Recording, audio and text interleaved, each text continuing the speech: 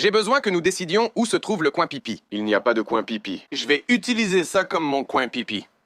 Ceci est mon seau à caca. Et je vais utiliser ça comme mon panier à saleté.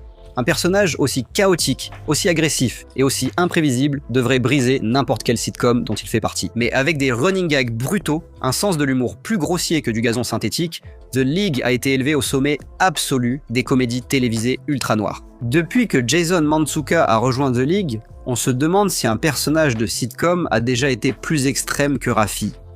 Merde, quoi de neuf les nazes? Ha! Je suis bourré en pleine journée. Préparez-vous à voir ma bite. Beaucoup de nos comédies télévisées préférées oscillent entre la sincérité et le chaos. La plupart des sitcoms ont des limites assez solides, des lignes à ne pas franchir que les personnages de comédie typiques ne devraient jamais vraiment dépasser. Mais dans la série, Raffi ne franchit pas seulement ses limites, il les efface du terrain. Je dois juste aller aux toilettes. D'accord, entre. Passe entre mes jambes. Quoi? Tu vises bien? Déconnecté de la société civilisée de la meilleure des manières, Raffi est un véritable fléau comique. Son personnage détruit toutes les normes des sitcoms qu'il rencontre. Raffi est vraiment dans une catégorie à part. Mais comment un tel électron libre peut-il rejoindre un casting déjà établi sans détruire la série? Salut les gars! Club des meilleurs amis!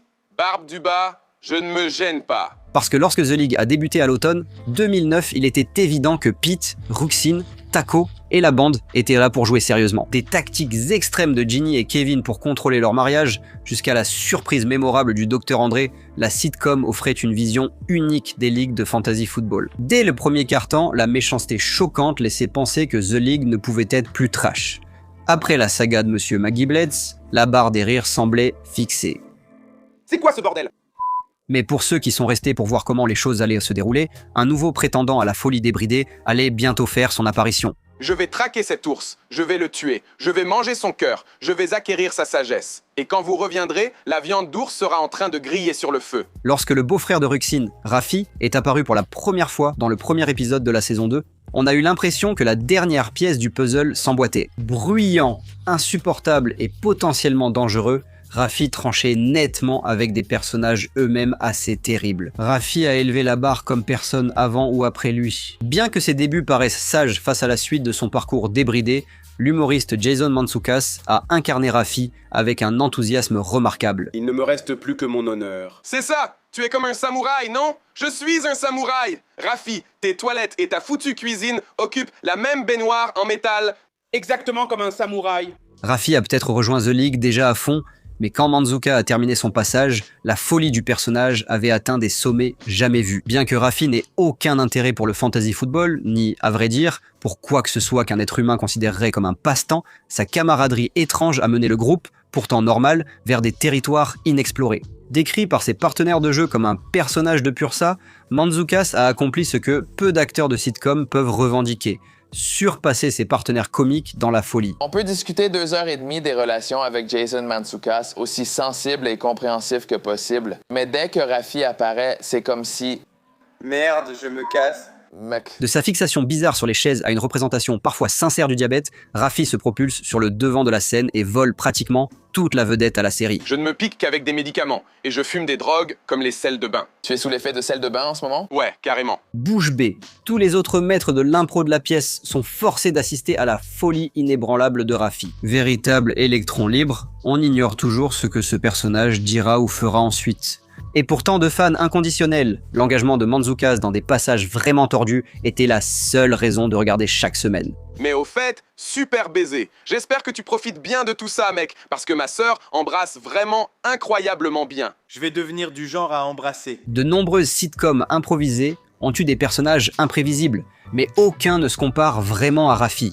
Bien sûr, Tobias pourrait arriver en homme bleu avec ses Daisy Duke, et les mouvements frénétiques de patinage de Terry Bernardino frôlent la folie. Mais s'il y a un héritier potentiel au trône du personnage imprévisible, un autre de chez FX pourrait bien rafler le prix sous la menace d'un couteau. Tu te coupes les ongles des pieds avec un couteau à steak. Tu dois avoir un souci avec ça. Vas-y. Bocho, c'est raté, ça saigne. Il me faut de quoi boucher la coupure. Ne bouche pas une plaie ouverte avec des déchets. Parce que, tout comme Raffi, l'arrivée de Frank Reynolds dans la saison 2 de Philadelphia a complètement bouleversé une sitcom déjà chaotique. Mais aux côtés d'une bande entière de têtes brûlées, la création la plus marquante de Danny DeVito ressemble plutôt au glaçage sur un gâteau magnifiquement désordonné.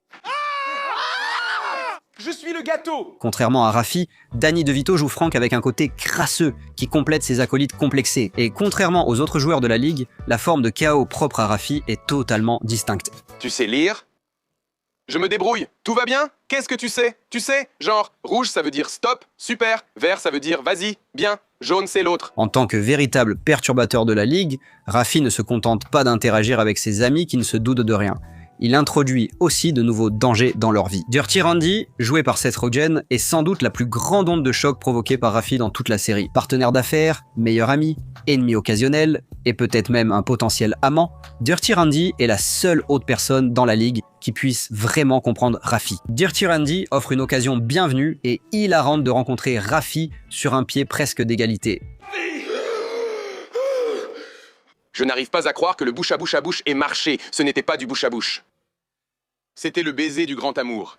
Dans l'épisode spécial de la saison 5, Raffi et Dirty Randy, les scénaristes Mantzoukas et Rogen, livrent l'une des demi-heures les plus bizarres jamais diffusées à la télévision. Tel un road trip infernal, Raffi et Randy partent pour une virée de terreur, commettant de nombreux actes impies en route. Et c'est précisément cette énergie qui élève The League au-delà d'une simple série télévisée drôle. Action! Oui, coupé. Non. J'actionne. Pas d'action. Oui, mouvement. En redoublant de comportements douteux à chaque occasion, l'émission ne se souciait pas de renouveler son numéro. À la place, Raffi apparaissait si souvent qu'on s'attendait à le voir surgir à travers ses murs comme le Kool-Aid Man. Au lieu d'être un simple personnage secondaire limité, l'électron libre de The League était pleinement intégré à la série. Raffi est finalement devenu un personnage à part entière, avec un véritable développement et un vrai lore. Après avoir révélé la vraie nature du passé violent de Raffi et les événements troublants avec Dirty Randy, il était clair que les créateurs avaient bien réfléchi à ce chaos. Ça va? Oui? Ils t'ont lobotomisé? Je ne sais pas. On dirait un peu oui.